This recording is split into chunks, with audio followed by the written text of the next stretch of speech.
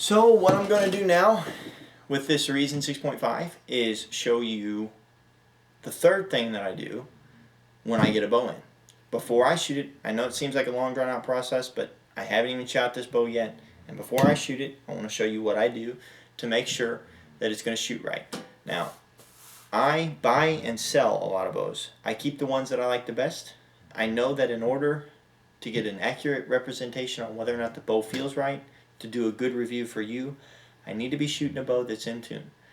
Most bows out of the box come in tune. From the company, in tune. From bow shops, they come in tune. But if you're like me and you buy a bow on eBay or Archery Talk or something, it may not be in tune. And such is the case with this Reason 6.5. And I'll show you 3 things that I have used to determine that this bow is not in tune, and 3 things you can use to determine that your bow is in or out of tune. Some things that will happen to your bow if it's not in tune is you'll get hand shock, your draw length won't be correct, you'll have accuracy issues, you'll have arrow flight issues, so you really need to make sure that your bow is in tune. The first thing you can do, and I'll bring the bow up closer to show you this, but there is a tuning mark on the cam.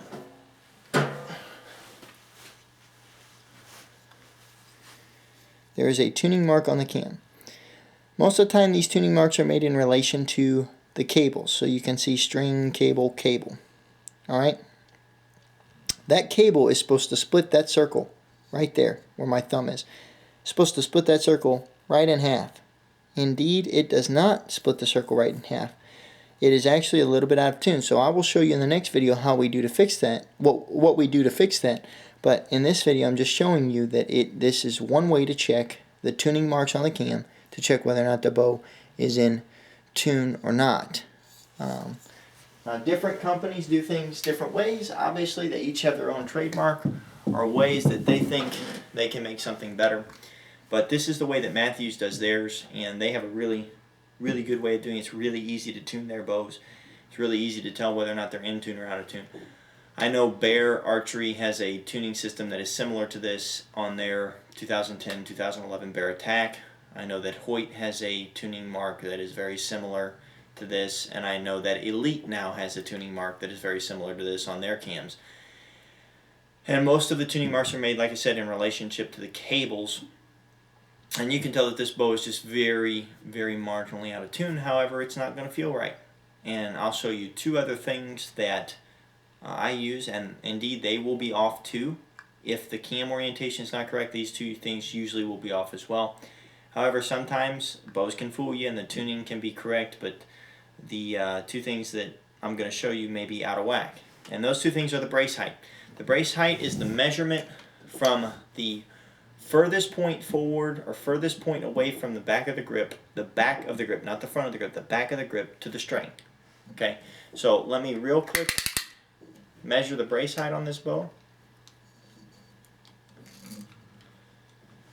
And indeed, it is 6 3/8. So the brace height should be 6 1/2. So the brace height is actually a little short.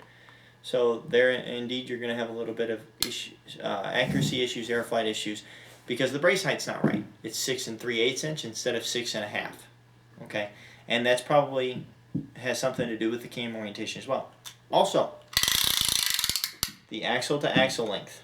Now you want to set your 0 mark on your tape measure right in the middle of that axle. And indeed this bow, and you want to measure to the middle of the other axle, indeed this bow is set. It's supposed to be at 32 inches. It's at 32 1/8 inch. So we're 1/8 of an inch long. It's amazing the technology that goes into these bows, but we're 1/8 of an inch long in the axle to axle length. Is it any wonder that we're 1/8 of an inch short in the brace height? Usually you will be able to see a correlation. You'll see a shortening in the brace height if you see a lengthening in the axle to axle length. However, it does depend. Some of those beyond parallel limbs behave differently, but you can tell there's a direct correlation to once we get the axle to axle length in line, we should be able to get the brace height in line, and indeed that'll correspond to getting that cam in tune, and the bow should be shooting well. So in the next video I'll detail what we need to do to get the cam in the correct orientation, and we'll have to press the bow and all that stuff. But for the meantime, this is the third thing I do besides how I evaluate a bow online as to whether or not I want to purchase it. First thing. Second thing is make sure the bow's safe to shoot. Third thing is making sure, checking whether or not the bow's in tune. And indeed, this bow is out of tune, so I'm in luck. We'll be able to show you what we need to do to fix it before we shoot it. Thanks for watching, and have a great day.